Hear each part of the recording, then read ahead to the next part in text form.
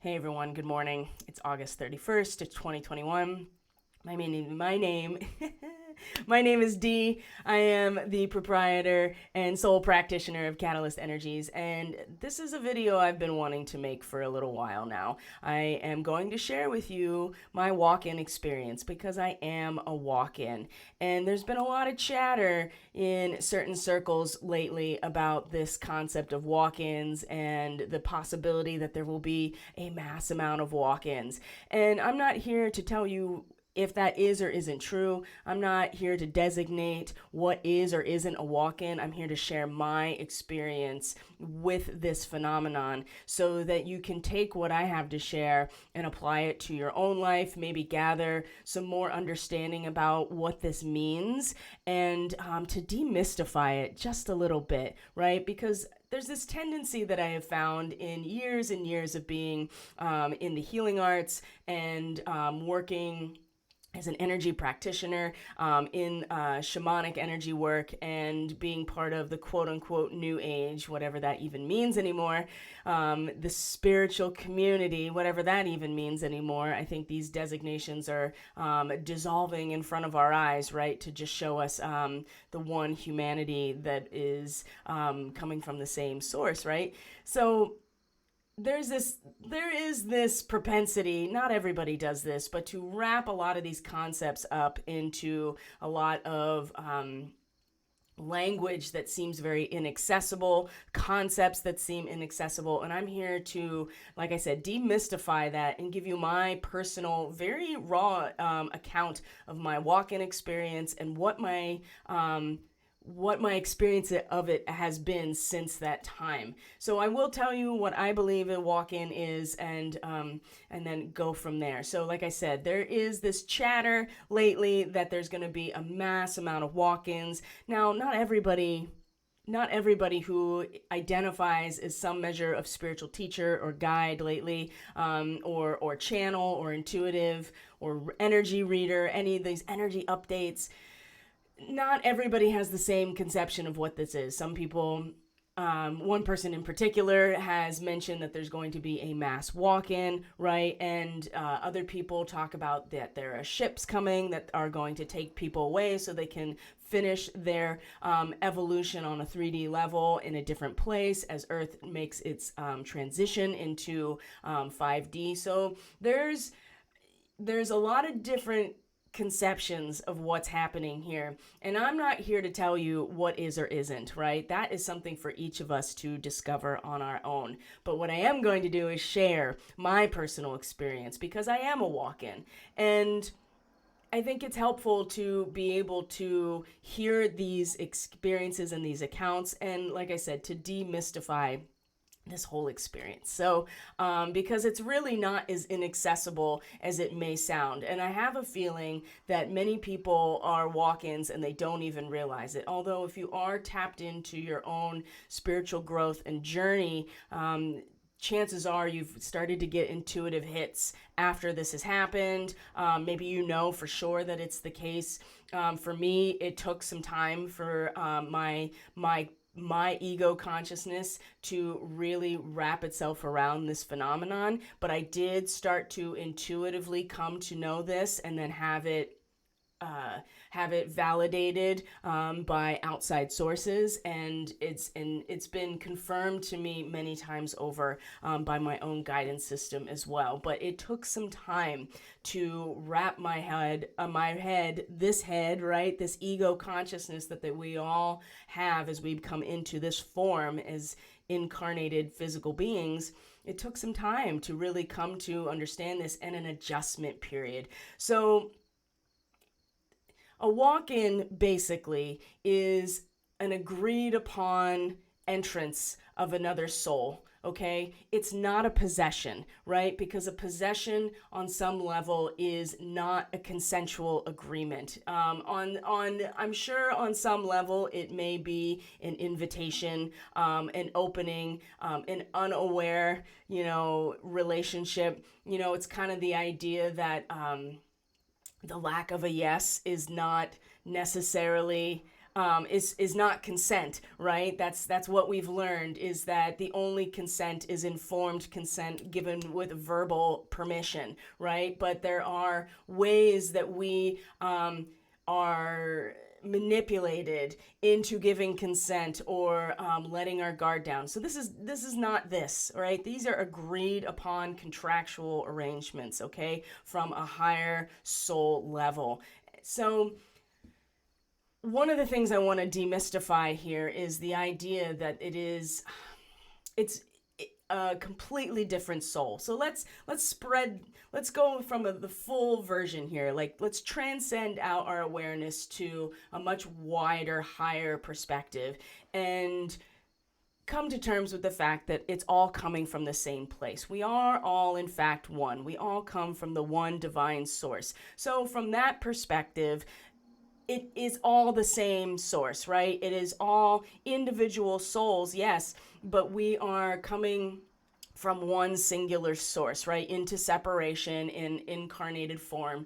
And there is a familiarity here and an idea that, yes, it might be a different soul resonance, a different soul frequency, and that is very important to consider and to realize, because there is a change in frequency when this walk-in experience does happen.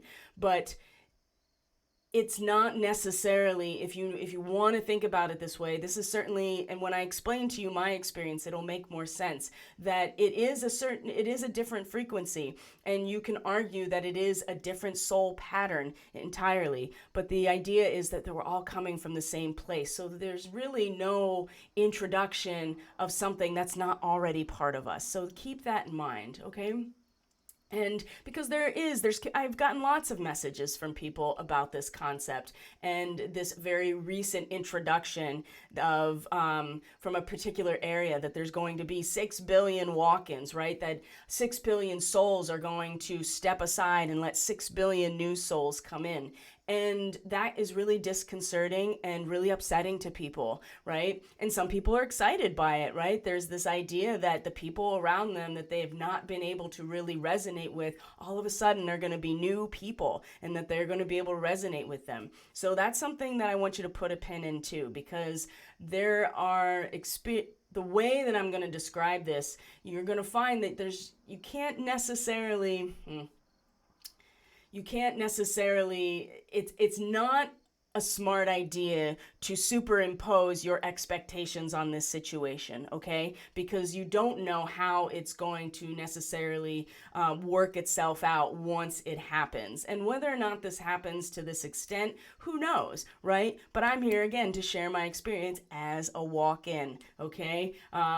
So I'm going to go back and start at the beginning of the story of this particular experience, okay? Now, I suspect, although I have not the same amount of confirmation, that I was a very young walk-in, like a year-old walk-in. There are things that are accessible to me in terms of my ability to connect to that part of myself that lead me to suspect that, but I can't say that for sure, so I'm not going to. And it doesn't really matter at this point. But what I am going to share very much matters, and it's very applicable, and it's very relatable, and it has a very distinct connection to what is going on currently on this planet. So in 2019, in the fall of 2019, my partner and I went on a 2-month trek through Western and Central Europe. It was a trip that we had planned. It was very, it was one of those things that we're like, fuck it, let's do it, right? Let's do it. And we had given up a lot already at that point, and it allowed us to gather resources, and things came together, right? It was so divinely orchestrated now on the other side of it that I see how seamless it was, how easy it was, and how wonderfully organized it all was, right? Without really I've had a lot of experience traveling, but my partner at the time did not at all. So, I mean, we both learned a lot from the situation. So in the fall of 2019, we go to Europe, and we start off in Western Europe, and we start moving across to Central Europe. in retrospect, I realize now that what we were really doing is we were on a tour of the areas that were the most impacted by the Third Reich and the genocide of the Nazi regime and the Holocaust. Right, we moved from Germany into Austria, Salzburg. If you're familiar with Salzburg, it's where The Sound of Music was filmed, and the if you've seen that, if you're familiar with that, then that is very much directly connected to that point in time and that whole everything involved with that process as well. And Austria was very much part of what was going on at that time as well. And we moved into Central Europe. We went to Budapest, Hungary, Krakow, Poland, in which we went to Auschwitz and toured Auschwitz and Birkenau. And then we went into Prague in the Czech Republic. So these are all areas that were directly impacted by the events of World War II, of the Nazis and the Third Reich and the Holocaust, right? And so when we were in Germany, the first stop we went into Germany, we made two different stops in Germany. They were like bookending it. The first one was in Nuremberg, and I will tell you what, Nuremberg is dark. And not only because it was kind of the epicenter of the Nazi Party, right? That's kind of where they picked their epicenter to be, but Nuremberg is a medieval city, and part of its appeal at the time for us was that many of the medieval structures are still intact, right? But a lot of it was destroyed during World War II by bombing, and so there were a lot of things that had to be rebuilt, but there was a lot of things that are still there. But what I will tell you that is the energetic resonance and signature, not only from that point in time, but back to the medieval time, is very palpable, and it was very palpable the minute we got there. The persecution of the Jewish people goes back to the medieval times in Nuremberg specifically. Ooh, so dark. So this is where it starts, right? And then we move through, we go to Salzburg. I got very, very ill in Salzburg, but it moved through me very quickly. It was one of those drastic curves of getting very sick and moving through my body very quickly. So, and then we traveled through, like I said, we went to Budapest, we went to Krakow, we visited Auschwitz, and then we went to Prague. And Prague is where the main event happened, okay? So in fairness to the reality of the situation, I have it's not really a condition necessarily, although I've experienced it many times in my life. It's called Vasovagal Syncope, and it's where you have a drastic and sudden drop in blood pressure that causes seizure-like symptoms. So it's more than just fainting, right? Fainting because of low blood pressure is one thing, but there are other symptoms that go along with it that I experience. Not only is it fainting and loss of consciousness, there's a number of other really embarrassing physical things that go along with it, much like when you have a seizure. If you have seizures, or if you've ever worked with people, have family members with seizures, you know that there are things that go along, right? Incontinence is one of them. Losing control of your bowels is one of them, right? These, unfortunately, are things, and I have no, shame or embarrassment expressing this because it is just what it is, right? And so these are the types of symptoms that can be experienced. There is, if you've ever seen anybody have a seizure, sometimes they stop breathing, sometimes their eyes are open, but they're completely unconscious. So it's more than just fainting as a result of low blood pressure. There is a certain type of reaction in the body that mimics these seizure symptoms. So, but there usually is a trigger, right? Kind of like, I'm sure with seizures too, there's a trigger. But in a seizure is an electrical disruption in the brain. This is mimicking those symptoms, but it's brought on by a rapid loss in blood pressure. So things that will bring your blood pressure down. Number one, I will say that I already have normally low-end blood pressure. Now, this is actually quite common among starseeds. So keep that in mind as we go through this as well. So starseeds tend to have low blood pressure, right? So that's something to consider as a genetic aspect already, setting me up for these types of experiences. And I've had these types of events many times in my life, and they're usually in very public places, and they are very disruptive. And the one time that I actually did have them that's relevant to also what we're experiencing now is before I went to India in 2010. I had to have a course of vaccinations, and the next day I had one of these episodes as a result of that too. I sleep for 15 hours afterwards. Like, it has all of the marks of a seizure. So but there is a trigger, right? So I already have this low blood pressure. And if you know anything about Prague or the Czech Republic, or in a lot of places in Europe, beer is cheaper than water, right? And so we were in Prague. It was very exciting. It was kind of the capstone of our trip, right? We spent the most amount of time in Prague. We had the best Airbnb, although they were all fantastic, by the way. Wonderful to be able to support local people in this, in all of these cities. But we were, I was getting pretty, drawn into the culture of it, and,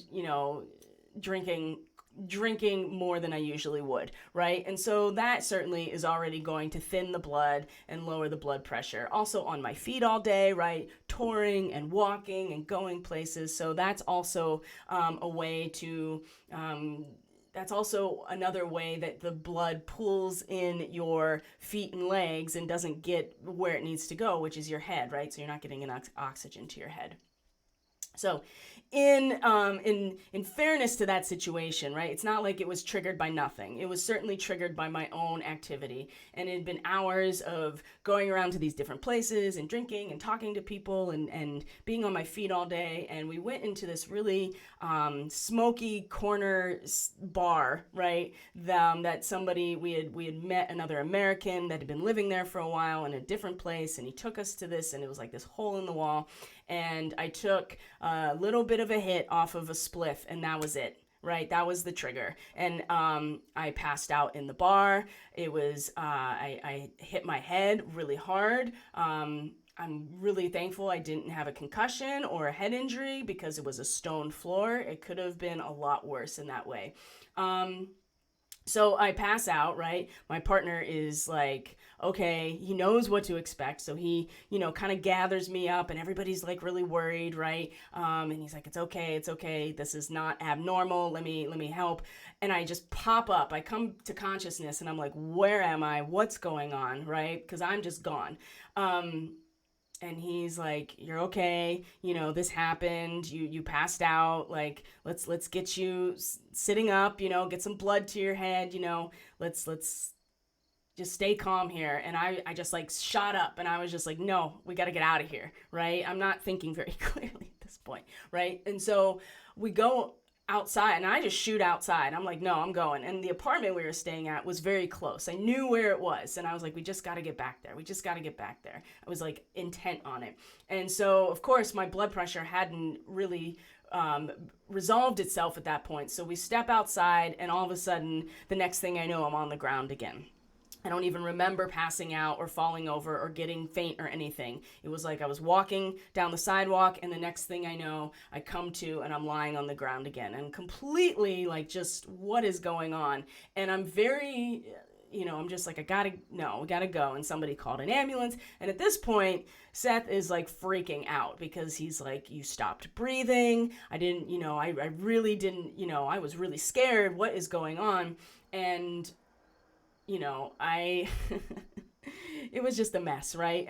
But I was intent on getting back, and I was like gone, right? Like when I was having visions and, all kinds of dream state type of experiences, that I just suddenly came out and was just like, where am I? Like, I was so confused at first. I was just like, where am I? What's going on? Who am I? Right? I was just like, what is this? And then I realized what was happening, and I was just like, let's just go. We don't need an ambulance. They're not going to do anything for me at the hospital. It's just going to be me laying, I'm going to just be stuck there for the rest of the night. And I know what I need. I need to go back to our apartment and just be left alone, right? I just need to rest and essentially sleep this off. And at that point, there was this angel. Oh my God, he was definitely an angel. He was an Israeli national that was living in Prague, and he was an EMT and a paramedic, and he saw what happened, and he kind of just swooped in, and he and Seth, like on either side, flanked me, and he walked us home, right? And he was talking about how somebody recently had done something similar, and they actually died because they had a head injury. And at this point I was completely lucid, completely. It was like nothing had happened. Nothing had happened. That's what it felt like. I was just like, I was explaining to him my condition, and it was totally fine, and I was going to be fine, and that he didn't need to walk us home. And he's like, oh no, I'm walking you all the way back. And he literally walked us back to our door. And I know this story, I'm dragging this story out, but it's important that you understand all of these pieces here, because it's that is the moment, right? That is the moment where I stepped out and another version of me stepped in. And it wasn't until months later that I came to realize that was the case. But there were other things that happened after that event that now I see confirming more and more that there was an upgraded version of me in my body, right? In place of what had been. Now, so we get back, I'm totally lucid, completely, and just kind of like, well, it happened again, right? But also, like I said, like completely lucid, just and not sick, not faint, not dizzy, not anything. I had pissed myself. That was really embarrassing, but what are you gonna do, right? I mean, it all goes along with the condition. And I was just like, I don't know what can I say?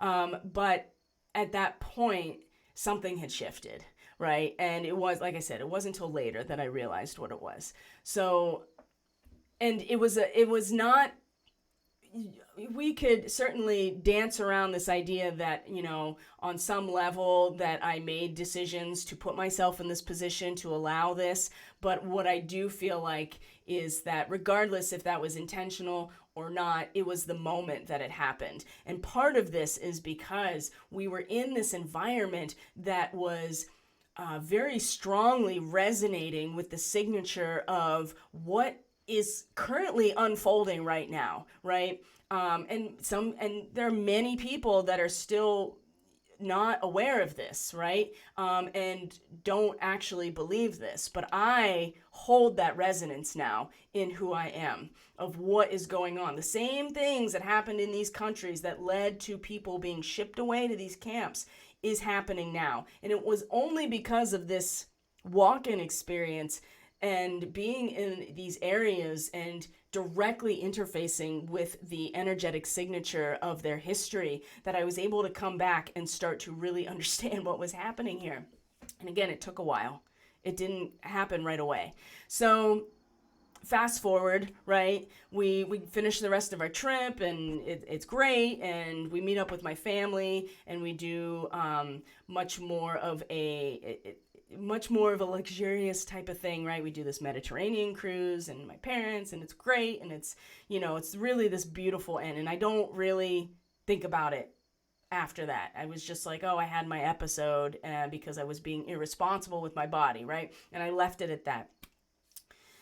So when we return back to the States, I stay in Pennsylvania because I was still living in Portland at the time. I stayed in Pennsylvania for a little while to, be around for Thanksgiving and my birthday, my mom's birthday, and then planned on going back to Portland early December and resuming life as usual, right? And so at one point, and this is also when Catalyst started. This is when I launched Catalyst, was the same time as November 2019.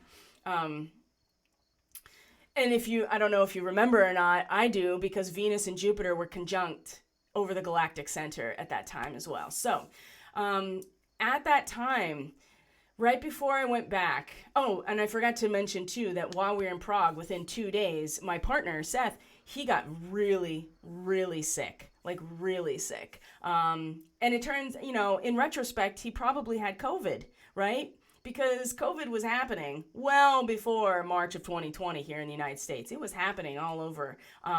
And his symptoms and the way it came on so suddenly and how sick he got for, for not having any reason to be that way was very distinct. I mean, he was so sick that we almost took him to the hospital because he couldn't keep any fluids down. He couldn't keep anything in his system, and he was getting dehydrated, and his fever was incredible, and he had all of the symptoms, right? And we were able to find something, a wormwood-based tincture, actually, to help with his gastrointestinal stuff, and he could start taking in fluids, and he healed very quickly, and we were able to continue our trip.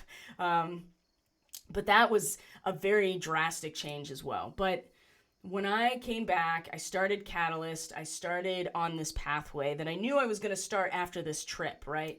And so there was a moment where one day I was like, I'm feeling really, really called to lay down and just rest in the middle of the day, right? Just take a nap. And I laid down in the bed, and all of a sudden my whole body started to vibrate very heavily, very strongly. It was so palpable. And there was it was like a roar, right? It was a sound that was so loud. It took up all of my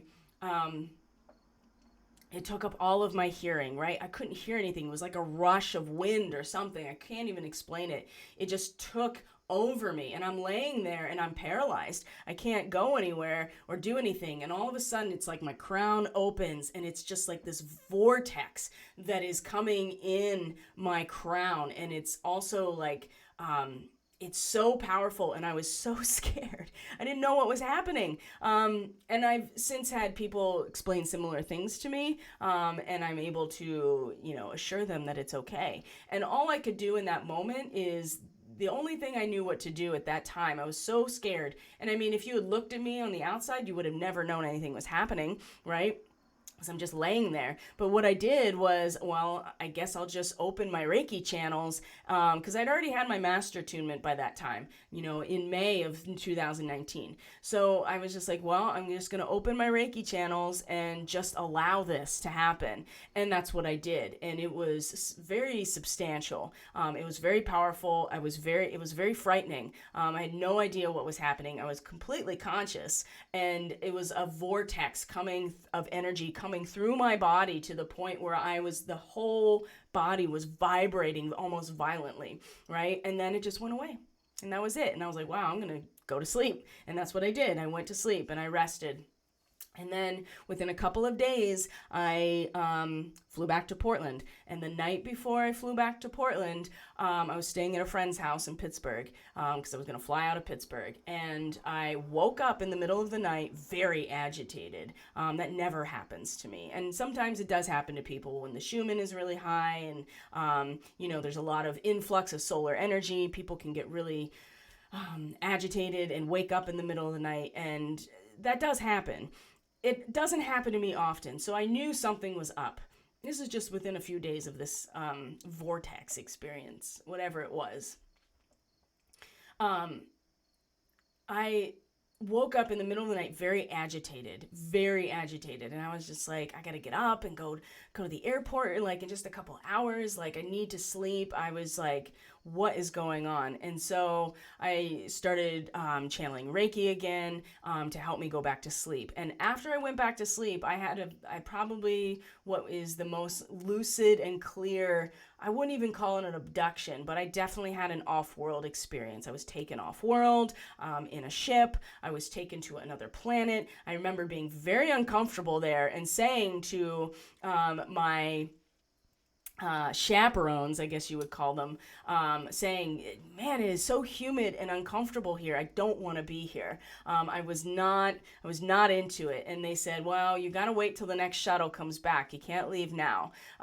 So you might as well just accept where you're at and why you're here. So I was like, well, why am I here? And so they led me into this hut, right? It was like this thatch hut, right? And there were other beings there. They were all in a human form, right? And there were particular people that I recognized as influencers, and that's how I get a lot of my contact. They come in human form, and so that your psyche can identify them in the relationship with that actual person is something symbolic that when you have these experiences, these contact experiences, they come into these forms in order for your psyche, your conscious ego psyche, to recognize them. So that was happening too. So I knew that I was having this experience with these off-world beings or these interdimensional beings because of how they were coming to me, but it was very visceral. It was not like dream imagery. I was definitely there. I felt the climate. It was very uncomfortable. And I go into this hut, and there's other beings there, and it's a dirt floor, right? It's just dirt, and we sit down, and they start drawing symbols on the ground. They start making crystal grids around these symbols, and it was very ritualized. I don't know what it was. I have no idea what the symbols were. I don't even remember the grid patterns. I just know that I was participating in this event. And then I wake up, right? That was the last thing I remember. I wake up and I'm very sick, right? I have a sore throat. I have all of the symptoms of a cold, right? And I'm like, okay, well, I guess I'm sick now. So I'm going to get on, and I still made the trek to the airport. I got on the plane. I went back to Portland. And I was like, man, that's really a bummer that I'm so sick. I hate being sick when I'm traveling. Well, within 2 days, I had the worst vertigo I've ever had in my life. The world literally turned on its side. Okay. And I was really scared again because I was like, what is happening to me? There was a lot of things in a very small amount of time that were like, what is happening to me? That in retrospect now I realize was everything was. Once the walk-in happened, then my physical body was able to hold this incredible amount of energy that was coming in, and then it was being managed. I was able to actually go off-world, regardless if it's energetic or it's physical. It was all a very palpable experience, and I was able to do that because the resonance in my body was at a much higher level because of this walk-in. So then very spontaneously, within a couple of weeks of that situation, I started to think, just out of nowhere, I kind of feel like I might be a walk-in. And then I had a reading very soon after that with an energetic reader, and I never told them any of this stuff, and they confirmed it straight out. They're like, "Oh, yeah, you're a walk-in." And I was like, "Okay, now I know." So I know this is a lot, but I want to explain all of these details so that it's not, so I can demystify this experience in case people have had it. And had similar experiences, they can know what's going on. So that led me to this realization about being a walk-in, okay? And so let me explain now what it's like being a walk-in and being aware that I'm a walk-in, right? Now, it's not a completely new soul that is unfamiliar to me entirely. Maybe some people have that experience. I am not having that experience. What walked in was my fifth dimensional self, and I have had contact with this soul already, well before this happened, right? This person or this soul has come in, has assisted in my own healing and Reiki as well. That has happened and been very spontaneous. This fifth dimensional soul lives in Talos. Well, now they live here because they've walked into this body.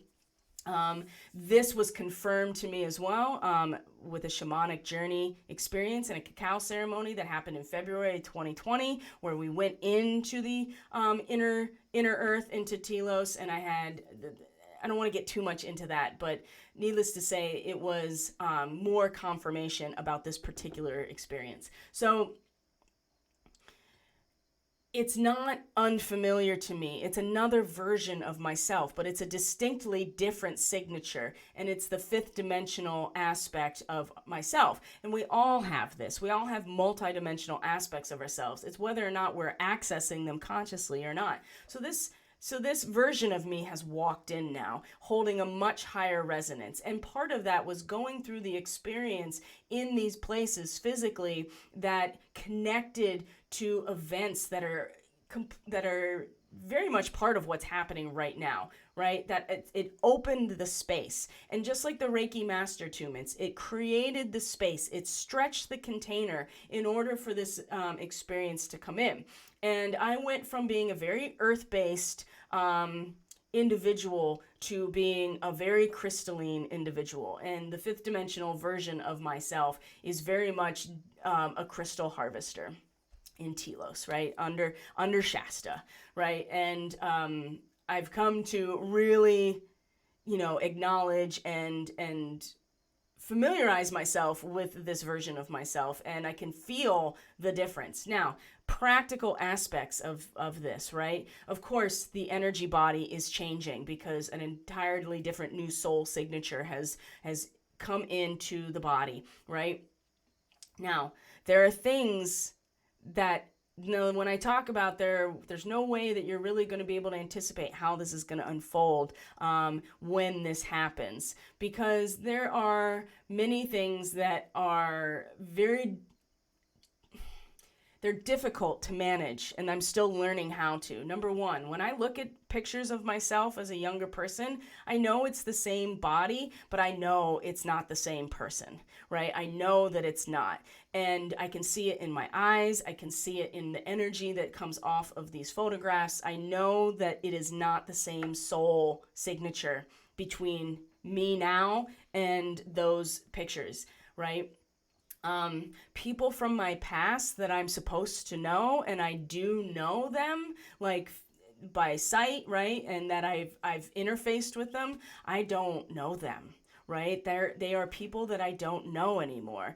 And that has made life very challenging. Now, many people have had this experience in terms of their personal relationships, just in general in the past year and a half, right? Having relationships fall away, having relationships, be broken apart because differences of resonance, of opinion, of whatever, right? We can even just break it down to resonance. And that's not necessarily an indication of a walk-in, but it could be. It just depends. But it's not so much I don't agree with you anymore. It's that I don't actually know you, right? I'm supposed to know you. We went to school together, and this has been really difficult because I come back to the place where I grew up and now I live here. I do know you. You are familiar in a lot of ways, but I don't know you. So the resonance has changed because it's a totally different soul pattern. And so that has made life actually more difficult, right? Especially when people are like, hey, I recognize you. And I'm like, who are you? Who are you? So when we talk about these mass walk-ins, right? Yes, they're going to be, and it's an agreement. It is an agreement on a soul level for this upgraded version, for a different soul signature, a different multidimensional aspect to walk in as a result of timing and agreement and circumstances, right? This part of me could not walk in without the preceding events, the Reiki Master Attunement, going to these places in Central Europe and feeling what has happened there and allowing that to make changes in my energetic field. Those things had to happen first, and then the big one, right? The complete walk out of my previous soul signature through that event in Prague, right? That was I left. I left and came in as a different person. So it's important to recognize that yes, this may happen on a mass level, but it's also important to realize that it's going to have an impact on people's lives that they're not that they're not anticipating. And you may not necessarily, how do I say this? people in your life that you're waiting for this walk-in to happen because you think it's going to make everything better in your relationships, just be mindful of the reality that it may change things so drastically that it may not go the way you think it's going to go. You can't identify how it's going to change people when these versions of themselves walk in, right? Whatever it is, a higher dimensional version, a completely different soul signature, right? It's going to have an impact for sure. There's no way around it. But at the same time, it's really important to understand that there will be an adjustment period, right? It took me months for this to really settle in and to recognize this is what was happening. Some people may never even come to that conclusion. They'll just walk in and then it'll be different, right? Their whole life will change. Their whole life will change around them because of it. You may find that you're in a relationship in some way, shape, or form with somebody. They walk in and that relationship may change in a way you didn't anticipate. Maybe you're the walk-in and your relationships change in ways you don't anticipate, right? You may find yourself completely on a new trajectory. And you may find as a walk-in that you don't recognize people anymore. You're like, who are you? I'm supposed to know you, but I don't. And then other people you find, you're like, oh, you're part of my soul family. You couldn't even find them. You couldn't even see them until the walk-in experience happened. So I know that's a lot.